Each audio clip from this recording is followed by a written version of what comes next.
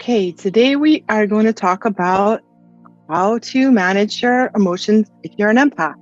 Super important to do this. And I think it's one of the things that empaths struggle with the most because being emotional is really the superpower of an empath, but it's also our greatest weakness, kind of our toughest point. It's like our strongest psychic power. It's like a healing gift. It's the way we navigate through the world. And I think as old souls, our souls speak to us directly through our emotions, and our emotions are meant to guide us through the world and help us relate to other people. And yet, when we don't know how to manage our emotions, which we need to do, learn how to manage our emotions on a daily basis, that's what we're going to talk about, we face emotional overwhelm all the time. We can, on our worst days, we are like emotionally just dysregulated, flooded, overwhelmed. We can't tell the difference between our emotions and other people's emotions.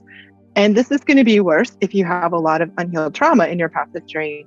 And we often feel like we are the victim of our own emotional natures. But on our best days, and this is what I really want for you, is we can ride the waves of our emotions with skill. We can feel the richness of human experiences, and we can follow the soul level of intuition and guidance through our emotional selves that allows us to live a really juicy, wonderful life full of love and service to other people. And when we're on those good days, we deeply relate to other people on an emotional level, which is what makes us such good therapists and healers, and Reiki practitioners and friends and partners. Like we really get it. We really get our emotions and other people's emotions. And that's something the world needs a lot right now. But it's our really responsibility to learn how to regulate our emotions and also understand the impact that being an emotional hot mess has not only on you and your health, but also on the people around you. We need to learn how to take care of our emotional life, just like we take care of our physical life and our mental life. It's just super important because being an emotional wreck and expecting other people to deal with it is not an empowering way to handle something that's really your superpower. And if you're a very a super emotional empath that has to learn how to manage your feelings, and I'm sorry to tell you this, but other people are going to walk on eggshells around you until you figure this out, and we don't want that. That's not really how we want to be. We suffer tremendously, and we don't mean to, but we can make the people around us suffer too. So we need to learn how to clean this up and deal with it in a responsible way, and then we can live in the superpower. So here, I think, is one of the biggest issues that we have is that we don't always know how to tell the difference between our emotions versus other people's feelings. Like, how do we tell what's ours and what's not ours? And I think when we learn how to do this, is a huge relief. And I'm going to teach you a really quick clearing technique to handle that right now. Because I'm going to tell you right now that probably half of the emotions that you're feeling are not yours.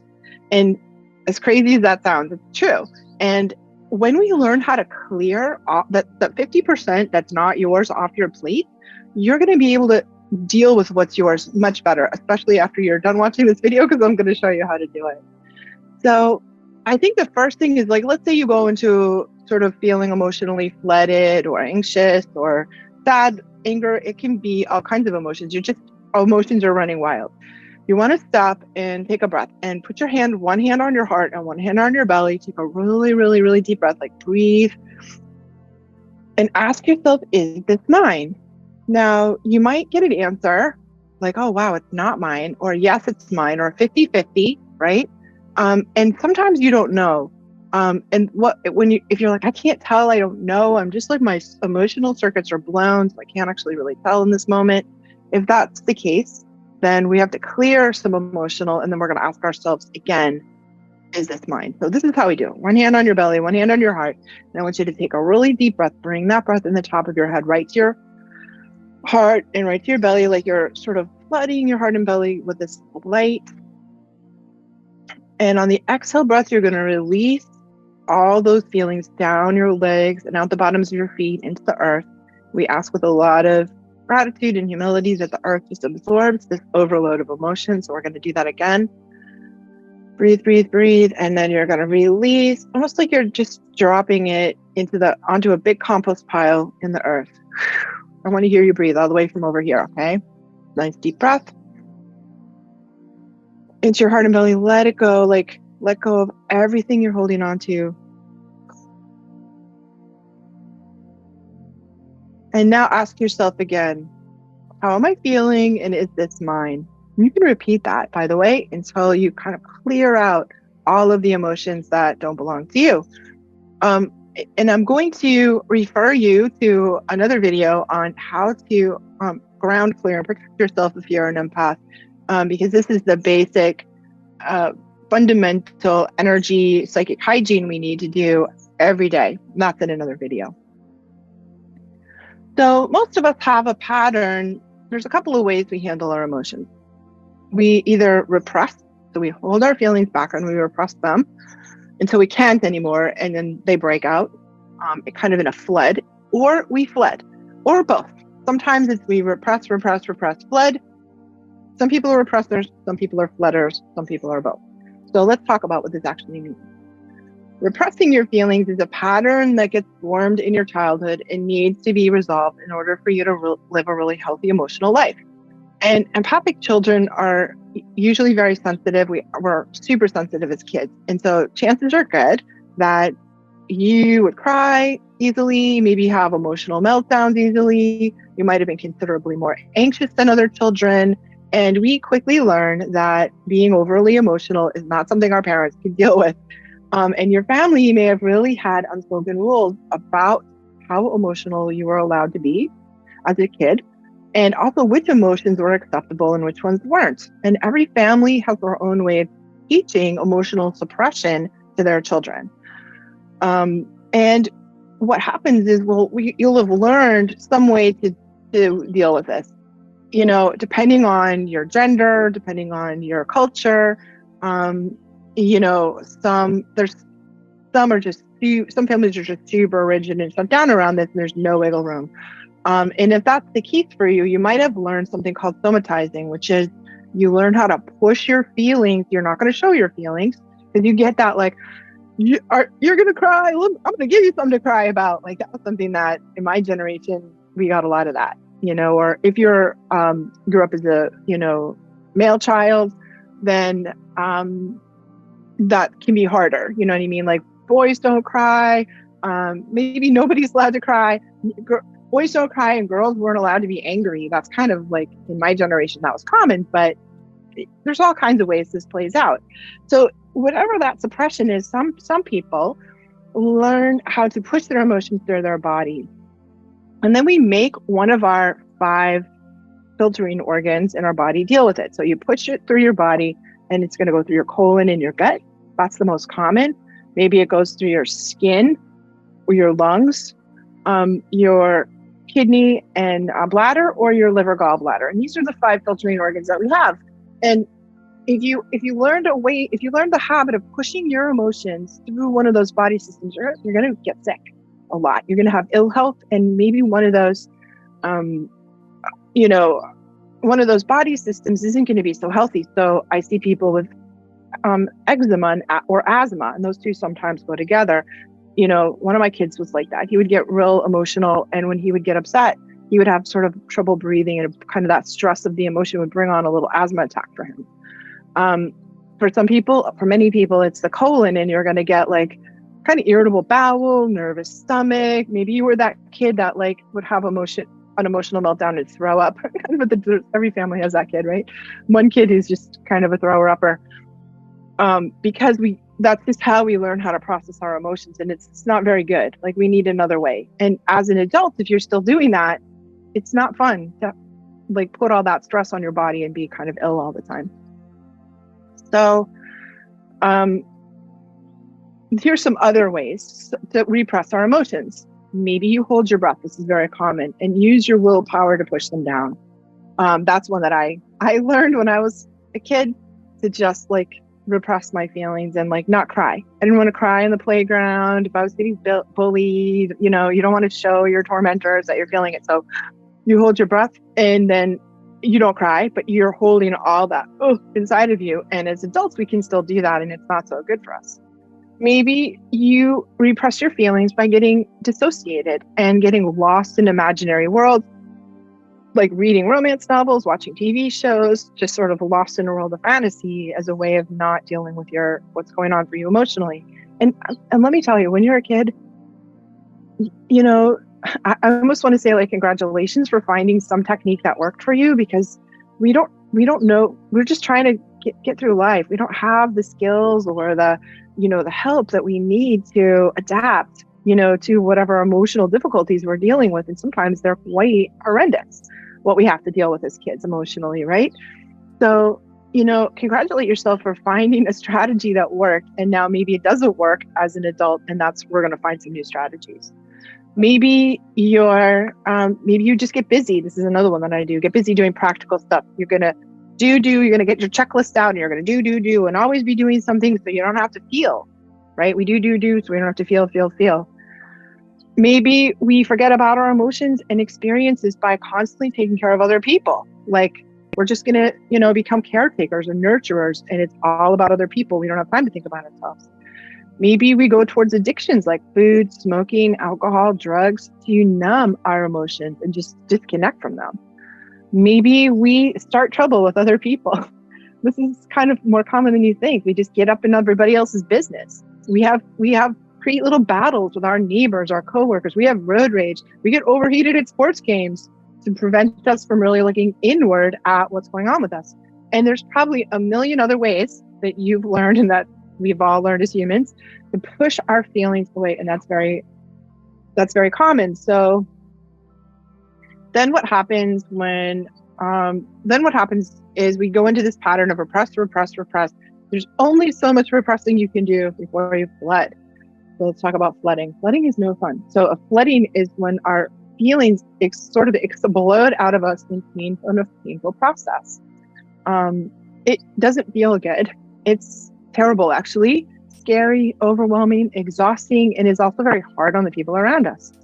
And ironically, flooding can feel so horrible that it leads us into this pretty vicious cycle of, that was so horrible, I'm just going to go back to repressing my feelings. And you know that you might be doing that if you are like, I hear people say this all the time, like, I can't cry because if I cry, it feels like I'm never going to stop. That's sort of the feeling of flooding. And if you are a person that has this repressed flood pattern, repressed flood pattern, this is your people are going to tiptoe around you, because it's not nice to know when the flooding might come. Oh, that person's really good until you say the wrong thing, and then there's this explosion, right? So flooding can look like emotional meltdowns, like crying or rage storms. This can be puddling into tears or having a temper tantrum that you kind of can't stop. It can look like emotional hysteria, like grief, anxiety, all mixed together, that comes out in kind of an explosive way. Sort of panic attacks, right? Is a good example of that.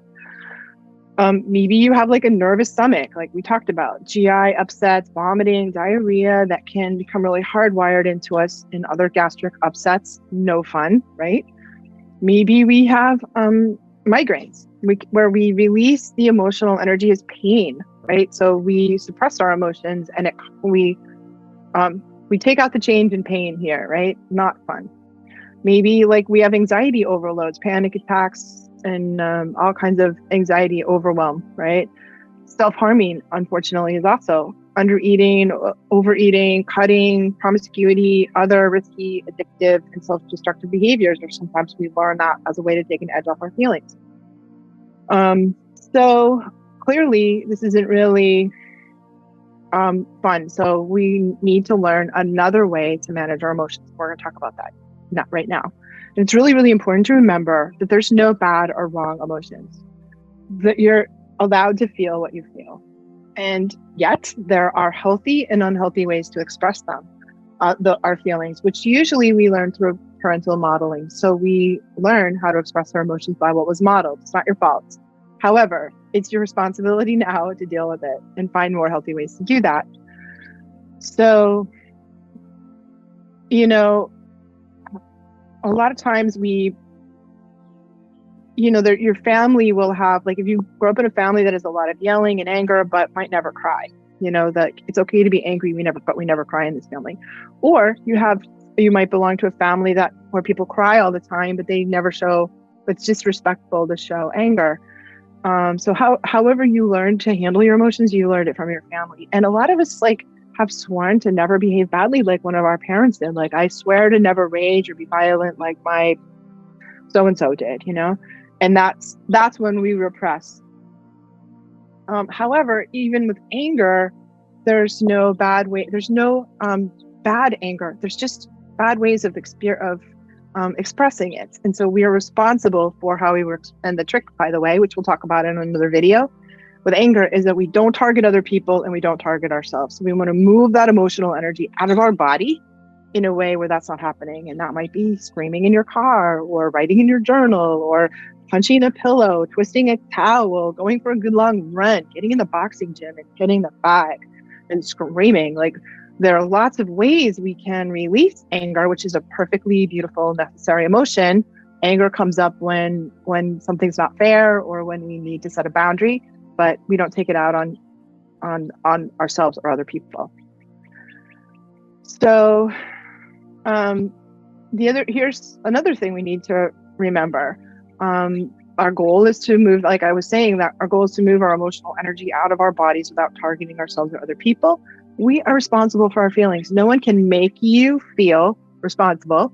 You make me so mad. Let's just drop that. That's not true. And that's putting this burden on somebody else. It's like disowning your feelings and dropping it on somebody else.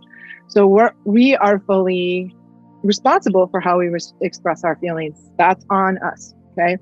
And it's also not okay to beat yourself up for your feelings, to tell yourself you're bad or wrong for your feelings, or to target yourself in any way about how you feel. We need to validate our feelings and find healthy expressions for that. It's also not okay to punish or manipulate other people with your feelings, or use them as an excuse to hurt other people. It's your fault you made me so mad. That's why I yelled at you. We need to learn how to own it all and not push it on other people. So how do we do this? Here's how we do it. We need to learn how to contain our emotional intensity. So if flooding and repressing are two ends of a pendulum swing, there's a healthy middle ground that we call containing. And containing means that we allow ourselves to fully feel all of our emotions without repressing them or acting them out and behaving badly.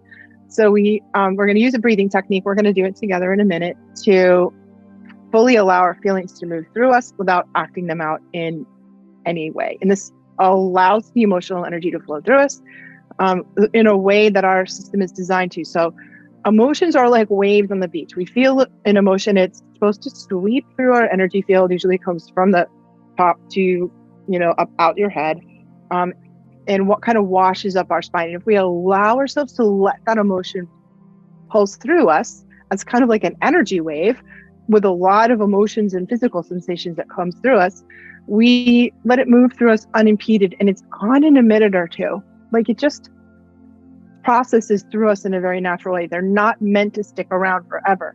But when we hold back and repress us, it sticks around, muddies up our system, and creates a lot of problems. And maybe you've noticed that if you let yourself cry, it's over in a few minutes. But if you suck it up and repress it, you feel sad for hours or days. So really, you can watch how young children handle their feelings. When they have a feeling, they cry it all out, they laugh it all out. They scream, they cry, they laugh, they throw a fit, and then it's over and they're on to the next one. That's how fluid this part of us is meant to be. So here is a breathing exercise you can try anytime, okay? It's really useful. And I've done it while I was lying in bed. I've done it while I was driving. I've done it, in a meeting, like all over the place when I feel a big emotional energy moving through. Okay, so here's how you do it. Push your feet into the ground. So close your eyes a little bit, push your feet into the ground if you can, and take a deep breath into your belly. We want to center ourselves, ground ourselves just a little bit. And it can help sometimes to put your hand, if you're feeling, it's really in my stomach, it's really in my heart. Put your hand there and just kind of breathe. Allow yourself in this moment, to really feel what you're feeling. So you're going to take a deep breath from the bottom of your feet and direct that breath to the part of your body where the feeling is. So if you're feeling that in your belly, you're going to breathe into your belly. If you're feeling it in your heart, you're going to breathe there. And then you're going to exhale out the top of your head. And on the inhale breath, we allow the emotion to come up and really like lean into it, get curious about it. All you're doing is breathing, not hurting anybody, right? Oh, I'm so angry. I'm so hurt. I'm so sad. I wonder why. If you can cultivate curiosity, that's great. And so you feel kind of like this wave of energy. If you cry, you get bonus brownie points. Let yourself cry if you need to, and breathe it out, either out your mouth or out the top of your head. And see, sometimes we have to expand like our capacity to really let these big feelings move through us in this wave-like pattern. And I promise if you practice this, you're just gonna learn how to regulate your emotions and so much better. So stay curious, see if you can track the emotion, see if you can figure out what triggered you. It's really interesting. And curiosity tends to keep us out of self-judgment. If the emotion gets intense, breathe a little deeper. And then once the emotions really fully move through your body, you can relax and go into your normal breathing. So I wonder how that went for you, and I'd love to hear a comment. Drop it in the box here. And there's a couple of other things we can do, like journaling, maybe. And I recommend, if you like journaling, we need, as empaths, we need about 10, 15, 20 minutes. I call it feeling time, a feeling time every day. And this feeling time is when you allow yourselves in the privacy of your journal or wherever you are to let all your feelings come out. And you're just going to write them down without censoring them, without repressing them, just being really curious. Like, it could be like, blah, blah, blah, blah, blah, blah, blah, blah. It could be like 15 minutes of like, right? If you don't have time to journal and you ever drive in your car by yourself, talk to yourself in your car. I don't always have time to journal, but I talk out loud in my car. How am I feeling? I'm feeling this way and I can't believe that, and blah, blah, blah. Or I'm so happy, or I'm so angry. And talking out loud, it's really not as good if you just talk in your head, talk out loud, and it clears that feeling. So we need 15 to 20 minutes every day of feeling time. And if you do that, if you learn how to process your feelings every day, you're going to bring yourself into a better emotional health. Now, sometimes we need more help. And if you need more help, then get it. We need counseling, especially if you've had a lot of trauma in your past. You might really need counseling. If you've never done it before, I really, really recommend you try it.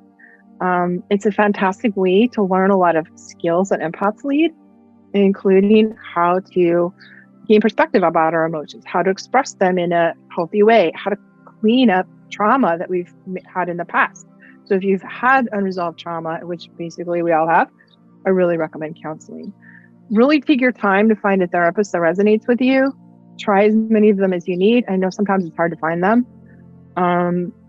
It's going to really help you. So I also like something called the emotional freedom technique.